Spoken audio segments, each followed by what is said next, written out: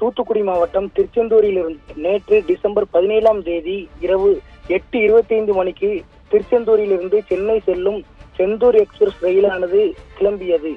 அப்போது கிளம்பிய 33வது கிலோமீட்டரில், அதாவது ஸ்ரீவைகுண்டம் ரயில் நிலையம் அருகே அந்த ரயில் வந்தபோது இரவு 9:19 மணி ஆனதாக ரயில்வே தரப்பில் கூறப்படுகிறது. அப்போது அந்த ரயிலில் காலநிலை மாற்றம் காரணமாகவும் அதிக மழை ஏற்பட்டதாகவும் கூறி அந்த ரயில் நிறுத்தப்பட்டது. ஆனால் ரயில் நிறுத்தப்பட்டதற்கான காரணங்கள் எதுவும் அந்த ரயிலில் பயணித்த பயணிகளுக்கு தெரியப்படுத்தவில்லை.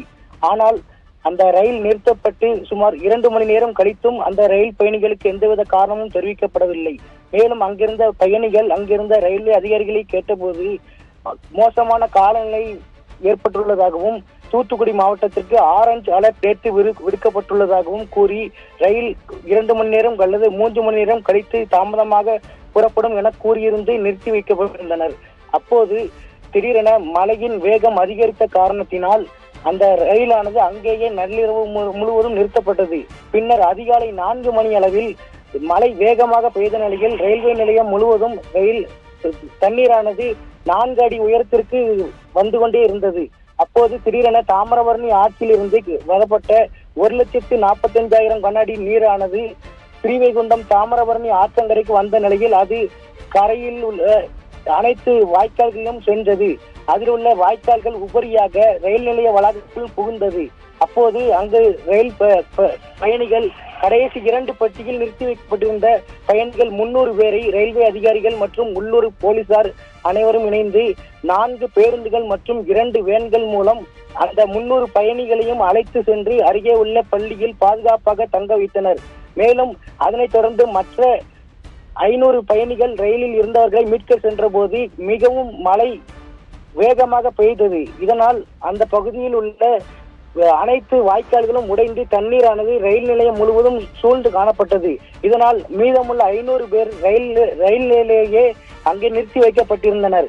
மேலும் அந்த நிறுத்தி வைக்கப்பட்டிருந்த ரயிலானது கெட்டதிலும் ஒரு நல்லது என கூறப்படும் வகையில் அந்த ரயில் அன்றைய இரவு நிறுத்தி வைக்கப்பட்டதால் மறுநாள் காலையில் ரயில்வே அதிகாரிகள் தண்டவாளத்தில் ஏதேனும் பாதிப்பு உள்ளதா என பார்க்க சென்றனர்.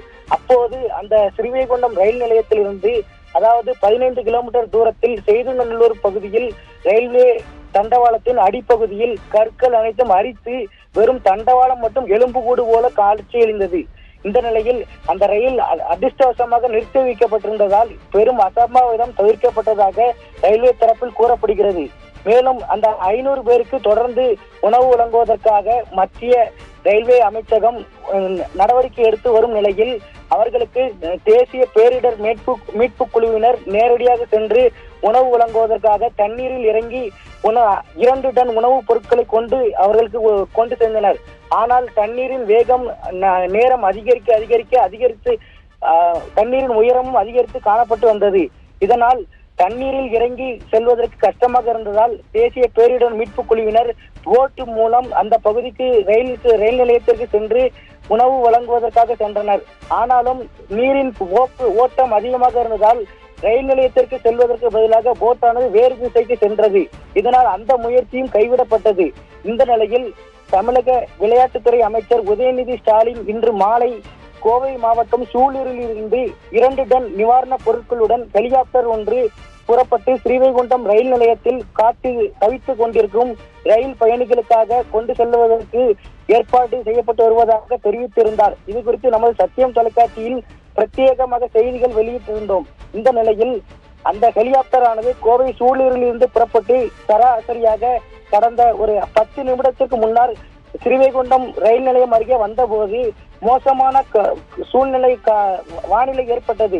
இதனால் அந்த ஹெலிகாப்டர் ஆனது ரயில் நிலையத்தின் அருகே தரையிறங்க முடியாமல் அந்த ஹெலிகாப்டர் ஆனது மீண்டும் நெல்லை மாவட்டம் மூளைக்கரைப்பட்டி பகுதியிலேயே வானில் 2 முறை 3 முறை வட்டமிட்டபடி சுத்தி கொண்டிருந்தது. எப்படியாவது இந்த ரயிலில் சென்ற பயணிகளுக்கு உணவு வழங்கிவிடலாம், ஆனால் நம்ம அந்த பயணிகள் பட்டினியாக இருப்பார்கள் என அந்த ஹெலிகாப்டரில் வந்த வீரர்கள் ஏற்பாடு செய்து கொண்டிருந்தனர். எனினும் மோசமான சூழ்நிலை காரணமாக அந்த ஹெலிகாப்டர் மீண்டும் கோவை சூலூருக்கே திருப்பி அனுப்பப்பட்டுள்ளது.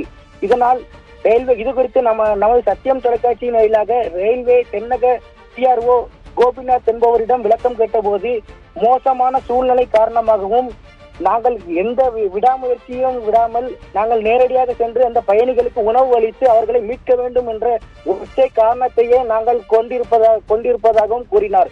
மேலும் இந்த பயணிகள் அதாவது நாளை 19ஆம் தேதி அதிகாலை மற்றும் காலை ஒரு 10 மணிக்குள் அவர்கள் அனைவரும் படிப்படியாக மீட்டு கொண்டு வந்து அவர்களுக்கு முதல் கட்டமாக முதலுதவி சிகிச்சைகள் அளிக்கப்பட்டு, ஏனென்றால் அவர்கள் கடந்த 24 மணி நேரமாக வெறும் நீரை மட்டுமே பருகி வந்ததாக கூறப்படுகிறது. இதனால் அவர்களுக்கு முதலில் முதலுதவி சிகிச்சை அளித்துவிட்டு பின்னர் அவர்களுக்கு தேவையான உணவுகளை வழங்கி அவர்களுக்கு எந்தெந்த ஊருக்கு செல்ல வேண்டுமோ, அதாவது திருச்சி இந்த செந்தூர் எக்ஸ்பிரஸ் ரயிலானது திருச்சி வரை சென்றுவிட்டு அங்கிருந்து தஞ்சாவூர் மார்க்கமாக செல்லும். அதனால் அந்தந்த பகுதிகளுக்கு செல்ல வேண்டிய ரயில் பயணிகளுக்கு எந்தெந்த ஊருக்கு செல்ல வேண்டுமோ அந்தந்த ஊருக்கு செல்வதற்கான ஏற்பாடுகளை தமிழ்நாடு போக்குவரத்து கழகத்தின் மூலம் ஏற்பாடு செய்து தரப்படும் என ரயில்வே PRO நமக்கு சத்தியம் தொலைக்காட்சிக்கு உறுதியளித்துள்ளார்.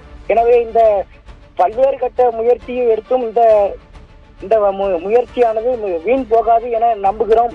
அதிகாலைக்குள் அந்த பயணிகள் அனைத்தும் நல்லபடியாக வீடு திரும்ப வேண்டும் என நமது சத்தியம் தொலைக்காட்சியின் வாயிலாக பிரார்த்திக்கிறோம். மேலும் இது குறித்து ரயில்வே துறையும் தக்க நடவடிக்கை எடுக்க வேண்டும் என்பதே ஒரே கோரிக்கையாகும்.